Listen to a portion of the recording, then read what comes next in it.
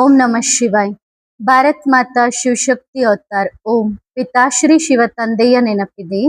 ಶಿವ ಬಾಬಾರವರ ವಾಣಿ. ಮುರಳಿಯ ದಿನಾಂಕ 5-4-2026. ಬೆಳಗಿನ ತರಗತಿ ರಿವೈಸ್ ಕೋರ್ಸ್ 19-3-2023. ಓಂ ನಮಃ ಶಿವಾಯ. ಸಹಯೋಗಿಯಾಗುವುದೇ ಸಹಜ ರಾಜಯೋಗಿ ಆಗುವುದಾಗಿದೆ.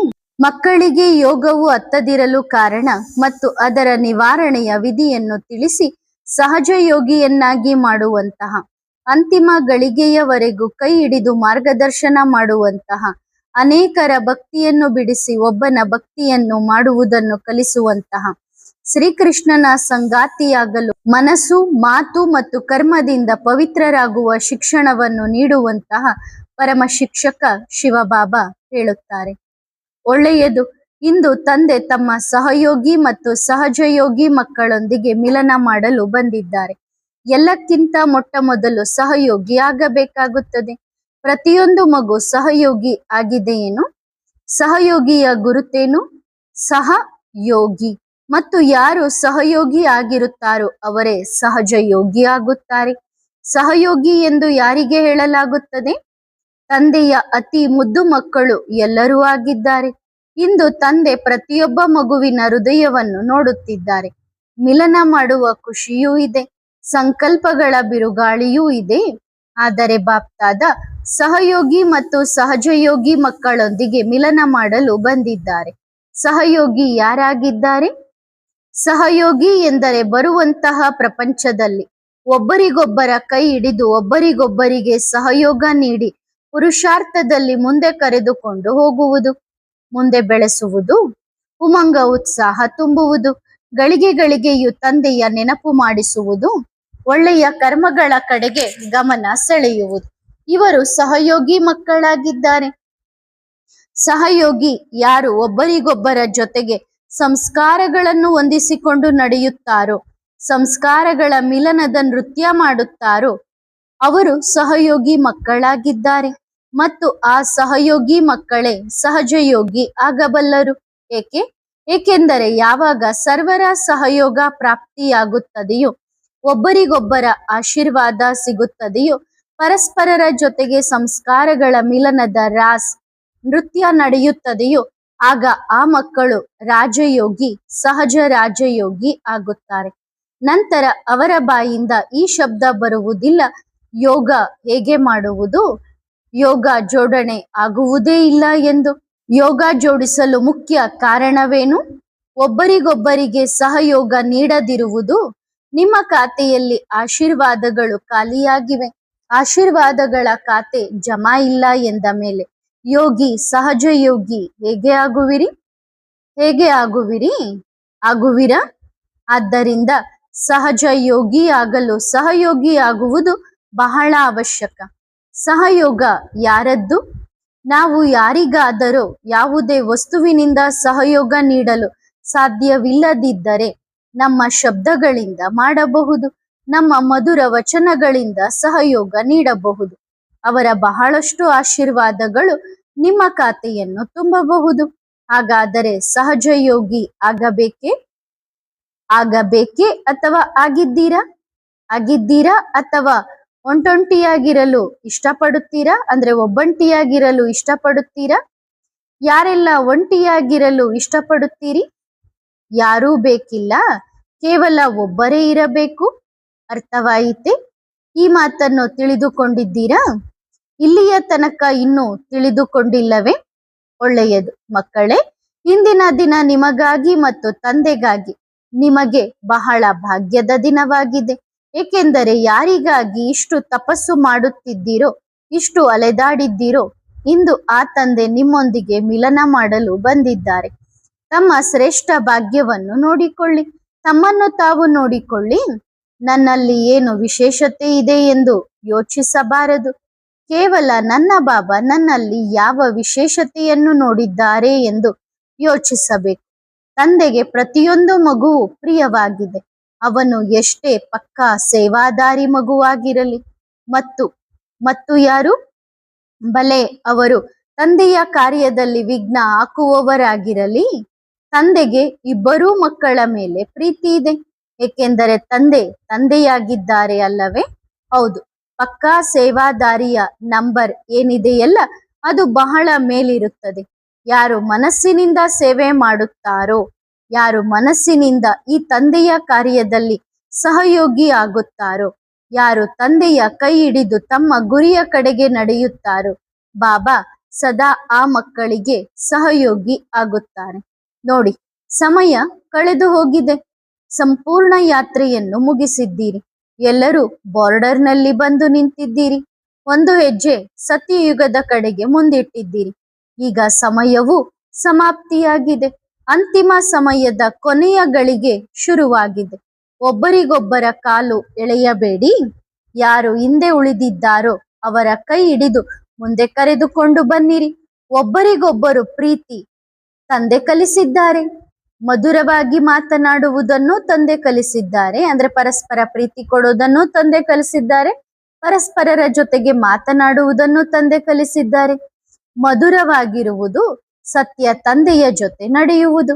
ಸತ್ಯವಾಗಿ ನಡೆಯುವುದನ್ನು ತಂದೆ ಕಲಿಸಿದ್ದಾರೆ. ತಂದೆ ಎಲ್ಲರಿಗೂ ಸತ್ಯ ಮಾರ್ಗವನ್ನು ತೋರಿಸಿದ್ದಾರೆ. ವಿಕಾರಗಳ ದಾನ ಕೊಡಬೇಕೆಂದು ತಂದೆ ಕಲಿಸಿದ್ದಾರೆ. ಆದ್ದರಿಂದ ಬಾಬಾ ಸಂಪೂರ್ಣ ಬ್ರಾಹ್ಮಣ ಪರಿವಾರದಿಂದ ಅವರ ಚಾರ್ಟ್ ಕೇಳಲು ಬಯಸುತ್ತಾರೆ. ಏನು, ಇಲ್ಲಿಯವರೆಗೂ ಹಾಗೆ ಆಗಿದ್ದೀರಾ? ತಂದೆಗೆ ಚಾರ್ಟ್ ಕೊಡದಿದ್ದರೂ ಪರವಾಗಿಲ್ಲ, ಆದರೆ ತಮಗೆ ತಾವು ಚಾರ್ಟ್ ಖಂಡಿತ ಇಟ್ಟುಕೊಳ್ಳಬೇಕು. ತಮ್ಮನ್ನು ತಾವು ಅವಶ್ಯವಾಗಿ ಚೆಕಿಂಗ್ ಮಾಡಿಕೊಳ್ಳಬೇಕು. ನಾನು ಎಷ್ಟು ಪುಣ್ಯದ ಖಾತೆಯನ್ನು ಜಮಾ ಮಾಡುತ್ತಿದ್ದೇನೆ ಎಂದು ನೋಡಿಕೊಳ್ಳಬೇಕು. ಇಂದಿನವರೆಗೂ ನನ್ನದು ಮತ್ತು ನಿನ್ನದು ಎಂಬ ಲೈನಿನಲ್ಲೇ ನಿಂತಿದ್ದೀರಿ. ತಂದೆ ಆ ಲೈನನ್ನು ಎಂದೋ ಮುರಿದಿದ್ದಾರೆ. ಈ ಲೈನ್ ನಿಮ್ಮದಲ್ಲ ಅಥವಾ ಬೇರೆ ಯಾರದ್ದೂ ಅಲ್ಲ. ಈ ಲೈನ್, ಈ ಮಕ್ಕಳು, ಈ ಸಂಪೂರ್ಣ ವಿಶ್ವ ತಂದೆಯದಾಗಿದೆ. ಈಗ ತಂದೆಯಾಗಿದ್ದಾರೆ ಅಲ್ಲವೇ? ಆದ್ದರಿಂದ ಪ್ರೀತಿಯಿಂದಲೇ ತಿಳಿಸಿ ಹೇಳುವರು. ಒಳ್ಳೆಯದು ಮಕ್ಕಳೇ. ಅಂತಹ ಸಹಯೋಗಿ ಮಕ್ಕಳಿಗೆ ಮತ್ತು ಅಂತಹ ಪಕ್ಕಾ ಭಕ್ತ ಮಕ್ಕಳಿಗೆ ಭಕ್ತಿ ಮಾರ್ಗದಲ್ಲಿ ಎಲ್ಲರೂ ಏನು ಹೇಳುತ್ತಾರೆ? ಒಬ್ಬರ ಭಕ್ತಿ ಮಾಡುವುದರಿಂದ ಪ್ರಾಪ್ತಿಯಾಗುತ್ತದೆ, ಅನೇಕರ ಭಕ್ತಿ ಮಾಡುವುದರಿಂದ ಗೊಂದಲ ಉಂಟಾಗುತ್ತದೆ. ತಂದೆ ಏನು ಹೇಳುತ್ತಾರೆ? ಭಕ್ತಿ ಮಾಡಿದರೂ ಒಬ್ಬರನ್ನು ಮಾಡಿರಿ, ಅನೇಕರ ಭಕ್ತಿ ಮಾಡಿದರೆ ಏನಾಗುತ್ತದೆ? ದಾರಿ ತಪ್ಪಿ ಹೋಗುವಿರಿ. ಒಂದು ವೇಳೆ ನೀವು ಎಲ್ಲಾ ಜಾಗಕ್ಕೆ ನಿಮ್ಮ ಬುಕ್ಕಿಂಗ್ ಮಾಡುವುದಾದರೆ ಸರಿ ಸಮಯಕ್ಕೆ ಯಾವುದೇ ಗಾಡಿ ಹೋದರೂ ಅದರಲ್ಲಿ ಕುಳಿತುಕೊಳ್ಳೋಣ. ಅನೇಕ ಗಾಡಿಗಳನ್ನು ಬುಕ್ ಮಾಡಿ ಕುಳಿತಿದ್ದೀರಿ. ಅಲ್ಲಿಗೆ ಹೋಗಬೇಕು, ಅದನ್ನು ಮಾಡಬೇಕು, ಇದನ್ನು ಮಾಡಬೇಕು ಎಂದರೆ ಏನಾಗುತ್ತದೆ ಅಂದ್ರೆ, ಅಟ್ ಎ ಟೈಮ್ ಒಂದೇ ಜಾಗಕ್ಕೆ 4-5 ಕಡೆ ಟ್ರೈನ್ ಟಿಕೆಟ್ ಬುಕ್ ಮಾಡಿದ್ರೆ, ನಾನು ಅಲ್ಲಿಗೆ ಹೋಗ್ಬೇಕು ಅಂತಂದೇಳಿ 10 ಗಾಡಿ ಬುಕ್ ಮಾಡ್ಕೊಂಡು ಕೂತ್ರೆ ಏನಾಗತ್ತೆ? 10 ಕಡೆ ನೀವಿದ್ದೀರಿ, ಒಂದೂ ಸಿಗಲಿಲ್ಲವೆಂದರೆ ಏನಾಗುತ್ತದೆ? 10ರಲ್ಲಿ ಒಂದೂ ಸಿಗುವುದಿಲ್ಲ. ಒಬ್ಬರಾಗಿ ಇರುವುದು ಮತ್ತು ಸತ್ಯ ಜ್ಞಾನದವರಿಗೆ ಸತ್ಯ ಗೊತ್ತಿರುವಾಗ ತಂದೆ ಬರುತ್ತಿದ್ದಾರೆ. ನಾನು ತಂದೆಯನ್ನು ಭೇಟಿಯಾಗುತ್ತಿದ್ದೇನೆ ಎಂದು ಗೊತ್ತಿದ್ದರೂ ಸಹ ಆ ನಂತರವೂ ಆ ಕಡೆ ಈ ಕಡೆ ಅಲೆದಾಡಿದರೆ, ಅನೇಕ ಕಡೆ ಬುಕ್ ಮಾಡಿದರೆ, ಈ ಕಡೆಯೂ ಹೋಗುವುದು ಆ ಕಡೆಯೂ ಹೋಗುವುದು, ಮತ್ತೆ ಆ ದೇವಿ ದೇವತೆಗಳದ್ದು ಮತ್ತೆ ಅವರದ್ದು ಎಲ್ಲರದ್ದೂ ಮಾಡುವುದು, ಎಲ್ಲರಿಗೂ ಸನ್ಮಾನ ಕೊಡುವುದು, ಸತ್ಕಾರ ಮಾಡುವುದು, ಗೌರವ ಕೊಡುವುದು, ಇದು ಬೇರೆ ಮಾತು. ಆದರೆ ಒಬ್ಬ ತಂದೆಯ ಮಗುವಾಗಿ ಇರುವುದು ಇದು ಬೇರೆ ಮಾತು.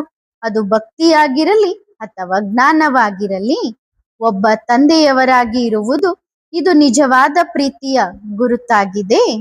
ತಂದೆಯನ್ನು ಎಲ್ಲರೂ ನಿಜವಾದ ಪ್ರೀತಿ ಮಾಡುತ್ತೀರಿ ತಾನೆ? ಮಾಡುತ್ತೀರಾ? ಹಾಗಾದರೆ ಪ್ರತಿಯೊಬ್ಬರ ಹೃದಯದಿಂದ ಬರಬೇಕು, ನನ್ನ ಬಾಬಾ ಬಂದರು. ಬಹಳ ಸಣ್ಣದಾದ ಧ್ವನಿ ಇದೆ. ಅಂದ್ರೆ ಮಕ್ಕಳು ಹೇಳಿದ್ರು ನನ್ ಬಾಬಾ ಬಂದ್ರು ಅಂತ, ಆದ್ರೆ ಅಷ್ಟು ಜೋರಾಗೇನು ಹೇಳಿಲ್ಲ, ಬಹಳ ಮೆಲು ಧ್ವನಿಯಲ್ಲಿ ಹೇಳಿದ್ರು. ಅದಕ್ಕೆ ಬಾಬಾ ಹೇಳುತ್ತಿದ್ದಾರೆ, ಬಹಳ ಸಣ್ಣ ಧ್ವನಿ ಇದೆ, ನನ್ನ ಬಾಬಾ ಬಂದರು. ನನ್ನ ಊರಿನಲ್ಲಿ, ನನ್ನ ಹಳ್ಳಿಯಲ್ಲಿ, ನನ್ನ ಬೀದಿಯಲ್ಲಿ, ನನ್ನ ಮನೆಯಲ್ಲಿ ನನ್ನ ಬಾಬಾ ಬಂದರು. ನನ್ನ ಬಾಬಾ ಬಂದು ಬಿಟ್ಟರು ಮತ್ತು ನಿಮ್ಮೆಲ್ಲರಿಗಾಗಿ ಮುಂದೆ ಈಗ ಯಾವ ಘೋಷಣೆ ಬದಲಾಗುತ್ತದೆ? ಏಕೆಂದರೆ ಬರುವಂತಹ ಸಮಯವು ಬಂದು ಬಿಟ್ಟಿದೆ ಅಲ್ಲವೇ? ಬ್ರಹ್ಮ ತಂದೆಯೂ ಸಹ ತಮ್ಮ ಮುಂದಿನ ಜನ್ಮ ತೆಗೆದುಕೊಂಡು ತಲುಪಲಿದ್ದಾರೆ. ಅವರಿಗೆ ಸ್ವಾಗತ ಮಾಡಬೇಕಲ್ಲವೇ? ಮಾಡಬೇಕೇ? ಆದರೆ ಅವರನ್ನು ಸ್ವಾಗತ ಮಾಡಲು ಹೃದಯ ಬಹಳ ಸ್ವಚ್ಛವಾಗಿರಬೇಕು. ಮಿಲನದ ಖುಷಿಯಂತೂ ಎಲ್ಲರಿಗೂ ಇರುತ್ತದೆ. ಬರುವವರಿದ್ದಾರೆ ಎಂದು ಎಲ್ಲರಿಗೂ ಇದೆ. ಅಂದ್ರೆ ಬ್ರಹ್ಮ ಬಾಬಾ ಬರುವವರಿದ್ದಾರೆ ಅಂತ ಎಲ್ಲರಿಗೂ ಗೊತ್ತಿದೆ. ಆದರೆ ಅವರ ಸ್ವಾಗತ ಮಾಡಲು ಕಂಡೀಷನ್ ಇದೆ. ನನ್ನನ್ನಂತೂ ಪ್ರತಿಯೊಬ್ಬರು ಹೃದಯ ತೆರೆದು ಸ್ವಾಗತ ಮಾಡುತ್ತಾರೆ, ಏಕೆಂದರೆ ನಾನು ನಿರಾಕಾರನಾಗಿದ್ದೇನೆ ಅಲ್ಲವೇ? ಎಲ್ಲರಿಗೂ ಸ್ವಾಗತ ಇದೆ. ಆದರೆ ಬ್ರಹ್ಮ ಬಾಬಾ ವಿಶ್ವದ ಮಹಾರಾಜನಾಗಿದ್ದಾರೆ. ಅವರಿಗೆ ಸರಿ ಯೋಚಿಸಿರಿ, ತಂದೆಗಾಗಿ ಅಲ್ಲ, ಬ್ರಹ್ಮ ತಂದೆಗಾಗಿ ಬದಲಾಗಬೇಕಾಗಿದೆ. ಅವರನ್ನು ನೋಡಲು ಬದಲಾಗಬೇಕಾಗಿದೆ. ಅವರನ್ನು ಭೇಟಿಯಾಗಲು ಬದಲಾಗಬೇಕಿದೆ. ಗುರಿ ಒಂದೇ ಆಗಿದೆ. ಆದ್ದರಿಂದ ಪದೇ ಪದೇ ಏನು ಹೇಳುತ್ತಾ ಬಂದಿದ್ದಾರೆ? ಬ್ರಹ್ಮ ತಂದೆಯ ಹೆಜ್ಜೆಯ ಮೇಲೆ ಹೆಜ್ಜೆ ಇಟ್ಟು ನಡೆಯಿರಿ. ಇದರ ಅರ್ಥ ಏನಿತ್ತು? ಅರ್ಥವಾಯಿತೇ? ಏಕೆಂದರೆ ಯಾರು ಹೆಜ್ಜೆಯ ಮೇಲೆ ಹೆಜ್ಜೆ ಇಡುತ್ತಾರೋ ಅವರೇ ಅವರ ಪಾದಗಳನ್ನು ಚುಂಬಿಸಲು ಸಾಧ್ಯ. ನೋಡಿ, ಸಂಪೂರ್ಣ ವಿಶ್ವದಲ್ಲಿ ಭಕ್ತಿ ಮಾಡುತ್ತಿದ್ದಾರೆ ಅಲ್ಲವೇ? ಭಕ್ತಿ ನಡೆಯುತ್ತಿದೆ ಅಲ್ಲವೇ? ಪ್ರತಿಯೊಂದು ಮಗು ಬಯಸುತ್ತದೆ ಅಥವಾ ಮಗಳು ಸಹ ಬಯಸುತ್ತದೆ, ನನಗೆ ಶ್ರೀಕೃಷ್ಣನಂತಹ ಮಗನಿರಲಿ, ಶ್ರೀಕೃಷ್ಣನಂತಹ ಸ್ನೇಹಿತನಿರಲಿ, ಶ್ರೀಕೃಷ್ಣನಂತಹ ಸಂಗಾತಿ ಇರಲಿ. ಹೀಗೆ ಭಕ್ತಿ ಮಾರ್ಗದಲ್ಲಿ ಪ್ರತಿಯೊಬ್ಬರೂ ಯೋಚಿಸುತ್ತಾರೆ. ಆದರೆ ಆ ಭಾಗ್ಯ ನೀವು ಮಕ್ಕಳಿಗೆ ಸಿಗುತ್ತಿದೆ. ತೆಗೆದುಕೊಳ್ಳುವುದಿದ್ದರೆ ಖಂಡಿತ ತೆಗೆದುಕೊಳ್ಳಿ. ತೆರೆದ ಅವಕಾಶವಿದೆ. ತಮ್ಮ ಮನಸ್ಸು, ವಚನ, ಕರ್ಮದಿಂದ ಪವಿತ್ರವಾಗಿರಿ. ತಮ್ಮ ದೃಷ್ಟಿಕೋನವನ್ನು ಸಂಪೂರ್ಣ ಪಾವನ ಮಾಡಿಕೊಳ್ಳಿರಿ. ಮಿಲನ ಮಾಡುವವರ ಸಾಲು ಎಲ್ಲರದ್ದೂ ಇರುತ್ತದೆ. ಆದರೆ ಯಾರು ತಲುಪಲು ಸಾಧ್ಯವಾಗುತ್ತದೆ ಎಂದರೆ ಯಾರ ಹೃದಯದಲ್ಲಿ ಒಬ್ಬ ದಿಲಾರಾಮ್ ಇರುತ್ತಾರೋ. ಏಕೆಂದರೆ ಭೇಟಿ ಮಾಡಿಸುವ ಕಾರ್ಯವನ್ನು ಹೃದಯ ರಾಮ ಅವರೇ ಮಾಡುವರಲ್ಲವೇ? ಹೃದಯದಲ್ಲಿ ಹೃದಯ ರಾಮ ಕುಳಿತಿದ್ದಾಗ ಮಾತ್ರ ಭೇಟಿ ಮಾಡಿಸಲು ಕರೆದುಕೊಂಡು ಹೋಗುವರು. ಹಾಗಾದರೆ ಹೃದಯ ಸ್ವಚ್ಛವಾಗಿದೆಯೇ? ಸ್ವಚ್ಛವಾಗಿದ್ದರೆ ಸ್ವಚ್ಛ ಹೃದಯದಲ್ಲಿ ತಂದೆ ವಿರಾಜಮಾನರಾಗುತ್ತಾರೆ. ಆದ್ದರಿಂದ ನಿಮ್ಮ ಹೃದಯವನ್ನು ನೋಡಿಕೊಳ್ಳಬೇಕು. ಬಹಳ ಇಂತಹ ಮಕ್ಕಳಿದ್ದಾರೆ. ಕೆಲವರು ಬಹಳ ಬುದ್ಧಿವಂತಿಕೆ ಮತ್ತು ಚಾಲಾಕಿತನ ತೋರಿಸುತ್ತಾರೆ. ತಂದೆಗೆ ಡೂಪ್ಲಿಕೇಟ್ ಮಕ್ಕಳು ಬೇಕಿಲ್ಲ, ಡಬಲ್ ಮುಖದ ಮಕ್ಕಳು ಬೇಕಿಲ್ಲ, ಒಳಗೊಂದು ಹೊರಗೊಂದು ಇರುವವರು ಬೇಕಿಲ್ಲ. ತಂದೆಗೆ ಒಳಗೇನಿದೆಯೋ ಅಂದರೆ ಮನಸ್ಸಿನಲ್ಲಿ ಏನಿದೆಯೋ ಹೊರಗಡೆಯೂ ಅದೇ ರೀತಿ ಇರುವಂತಹ ಮಕ್ಕಳು ಬೇಕು. ಹೃದಯ ಎಷ್ಟರ ಮಟ್ಟಿಗೆ ಸ್ವಚ್ಛವಾಗಿದೆಯೋ ಅಷ್ಟರ ಮಟ್ಟಿಗೆ ಮುಖದ ಮೇಲೂ ಸ್ವಚ್ಛತೆ ಬರಲಿ. ಆದ್ದರಿಂದ ನಿಮ್ಮೆಲ್ಲರಿಗೂ ತಂದೆಯ ಜೊತೆಗೆ ಸ್ವಾಗತ ಇದೆ. ಏಕೆಂದರೆ ಸತ್ಯಯುಗದವರೆಗಂತೂ ಹೋಗುವಿರಲ್ಲವೇ? 111 ಅಂದ್ರೆ 1ನೇ ತಾರೀಕು 1ನೇ ತಿಂಗಳು 1ನೇ ವರ್ಷದಿಂದ ನೀವು ಹೋಗುವಿರಿ. ಆದರೆ 111ರ ಮೊದಲ ಸತ್ಯಯುಗಕ್ಕೆ ಈಗ ಕರೆದುಕೊಂಡು ಹೋಗುವರು. ಹಾಗಾದರೆ ಎಲ್ಲರೂ ತಯಾರಿದ್ದೀರಾ? ಇದ್ದೀರಾ ಅಲ್ಲವೇ? ತಂದೆಯ ಕೈ ಬೆರಳು ಹಿಡಿದು ನಡೆಯಬೇಕಾಗಿದೆ. ಒಳ್ಳೆಯದು ಮಕ್ಕಳೇ. ಪ್ರತಿಯೊಂದು ಮಗುವಿಗೆ, ಸಂಪೂರ್ಣ ಬ್ರಾಹ್ಮಣ ಪರಿವಾರದ ಮಕ್ಕಳಿಗೆ, ತಂದೆಯ ಹೃದಯದಲ್ಲಿ ಕುಳಿತುಕೊಳ್ಳುವ ಮಕ್ಕಳಿಗೆ ಬಾಪ್ ದಾದಾರವರ ನೆನಪು, ಪ್ರೀತಿಗಳು ಮತ್ತು ಹೃದಯದಿಂದ ಹೀಗೆ ಯೋಚಿಸಬೇಕು: ಬಾಬಾ, ನಾನು ಸದಾ ನಿಮ್ಮ ಜೊತೆ ಇರಲಿ ಎಂದು ನಿಮ್ಮಿಂದ ದೂರ ಹೋಗದಿರಲಿ. ಚಿಕ್ಕ ಚಿಕ್ಕ ಡಿಮ್ಯಾಂಡ್ಗಳನ್ನು ದೊಡ್ಡದಾಗಿ ಇಟ್ಟುಕೊಳ್ಳಬೇಡಿ. ಯಾರು ಸಂಗಾತಿ ತಂದೆಯಾಗಿದ್ದಾರೋ ಅವರ ಯಾವುದೇ ಕಾರ್ಯ ನಿಲ್ಲಲು ಸಾಧ್ಯವಿಲ್ಲ. ಒಳ್ಳೆಯದು ಮಕ್ಕಳೇ. ಈಗ ತಮ್ಮ ಬ್ರಹ್ಮ ತಂದೆಯೊಂದಿಗೆ ಮಿಲನ ಮಾಡಿರಿ. ಬಹಳ ಒಳ್ಳೆಯ ಸೇವೆ ಮಾಡಿದ್ದೀರಿ. ಎಲ್ಲರಿಗೂ ಸೇವೆಯ ಅಭಿನಂದನೆಗಳು. ಮತ್ತು ಆ ಮಕ್ಕಳಿಗೂ ಸಹ ಬಹಳ ಓಡಾಟ ಮಾಡಿದ್ದಾರೋ ಅವರೂ ಸಹ ಎದ್ದು ನಿಲ್ಲಿ. ಯಾವ ಮಕ್ಕಳು ಸತ್ಯ ಹೃದಯದಿಂದ ಸೇವೆ ಮಾಡಿದ್ದಾರೋ ಒಳ್ಳೆಯದು, ಎಲ್ಲರೂ ಮಾಡಿದ್ದಾರೆ. ಒಳ್ಳೆಯದು. ಯಾವ ಮಕ್ಕಳು ಹಗಲು ರಾತ್ರಿ ಒಂದಾಗಿಸಿ ಪರಿಶ್ರಮ ಪಟ್ಟಿದ್ದಾರೋ, ಸೇವೆ ಮಾಡಿದ್ದಾರೋ, ತಂದೆಯ ಸಂದೇಶವನ್ನು ಮನೆ ಮನೆಗೆ ತಲುಪಿಸಿದ್ದಾರೋ, ಉಮಂಗ ಉತ್ಸಾಹದಿಂದ ತಂದೆಯ ಪರಿಚಯ ನೀಡಿದ್ದಾರೋ ಅವರು ಎದ್ದು ನಿಲ್ಲದಿದ್ದರೂ ಅವರು ಇಲ್ಲಿರಲಿ ಅಥವಾ ಎಲ್ಲೇ ಕುಳಿತಿರಲಿ ಅವರು ತಮ್ಮ ನೆನಪು ಪ್ರೀತಿಯನ್ನು ಸ್ವೀಕಾರ ಮಾಡಿಕೊಳ್ಳಿ. ತಂದೆ ಜೋಳಿಗೆ ತುಂಬಿಸಿ ನೆನಪು ಪ್ರೀತಿಗಳನ್ನು ನೀಡಿದ್ದಾರೆ ಮತ್ತು ಯಾವ ಮಕ್ಕಳು ಎಲ್ಲಾ ರೀತಿಯಿಂದ ತನು ಮನ ಧನ ಏನೇ ತೊಡಗಿಸಿದ್ದರು ಆ ಮಕ್ಕಳಿಗೆ ಪದಮ ಗುಣದಷ್ಟು ನೆನಪು ಪ್ರೀತಿಗಳು. ತನು ಮನ ಧನ 3 ನಿಸ್ವಾರ್ಥವಾಗಿ ತೊಡಗಿಸಿದ್ದೀರಿ. ತಂದೆ ಅಂತೂ ಬಹಳ ಖುಷಿಯಾಗಿದ್ದಾರೆ. ಒಳ್ಳೆಯದು ಮಕ್ಕಳೇ, ಮತ್ತೆ ಸಿಗೋಣ. ಒಳ್ಳೆಯದು. ಯಾರು ಅವಿತು ಕುಳಿತಿದ್ದಾರೋ, ಚೆಕಿಂಗ್ ಮಾಡುವವರಿದ್ದಾರೋ ಮತ್ತು ವಿಘ್ನ ಹಾಕುವ ಮಕ್ಕಳು ಸಹ ಬಂದಿದ್ದಾರೆ. ಆ ಮಕ್ಕಳಿಗೂ ಸಹ ಬಹಳ ಮಧುರಾತಿ ಮಧುರ ನೆನಪು ಪ್ರೀತಿಗಳು ತಂದೆಯ ಹೃದಯದ ಮೇಲೇರಿದ್ದೀರಿ ಅಲ್ಲವೇ? ಏಕೆಂದರೆ ನೆನಪಂತೂ ತಂದೆಯನ್ನೇ ಮಾಡಿದ್ದೀರಿ ಅಲ್ಲವೇ?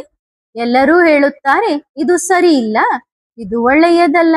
ನೋಡಿ, ಎಂದಿನಿಂದ ಪ್ರೋಗ್ರಾಂನ ಚರ್ಚೆ ಇದೆಯೋ, ಬಾಬನ ಮಿಲನದ ಚರ್ಚೆ ನಡೆಯುತ್ತಿದೆಯೋ, ಮಕ್ಕಳು ಸೇವೆ ಮಾಡಿದ್ದಾರೆ ಮತ್ತು ಬೇರೆ ಮಕ್ಕಳು ಅದನ್ನು ತಡೆಯುವ ಪ್ಲಾನಿಂಗ್ ಮಾಡಿದ್ದಾರೆ. ಎರಡೂ ಪ್ಲಾನಿಂಗ್ ಜೊತೆ ಜೊತೆಗೆ ನಡೆಯಿತು ಅಲ್ಲವೇ? ಆದರೆ ಇಬ್ಬರು ನೆನಪಂತೂ ತಂದೆಯನ್ನೇ ಮಾಡಿದ್ದಾರೆ. ಆದ್ದರಿಂದ ಅವರೂ ಸಹ ತಂದೆಯನ್ನು ನೆನಪು ಮಾಡಿದ್ದಾರೆ, ನೀವು ಸಹ ತಂದೆಯನ್ನು ನೆನಪು ಮಾಡಿದ್ದೀರಿ.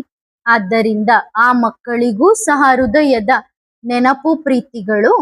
ಮತ್ತು ಇಂದಿನವರೆಗೂ ಏನು ಸಮಯ ವ್ಯರ್ಥ ಮಾಡಿದ್ದಾರೋ, ವ್ಯರ್ಥ ಸಂಕಲ್ಪಗಳ ಖಾತೆ ಜಮಾ ಮಾಡಿದ್ದಾರೋ, ತಂದೆಯನ್ನು ಒಪ್ಪದಿದ್ದರೂ ಪರವಾಗಿಲ್ಲ, ಆದರೆ ತಮ್ಮ ಪುರುಷಾರ್ಥ ಖಂಡಿತ ಮಾಡಿರಿ.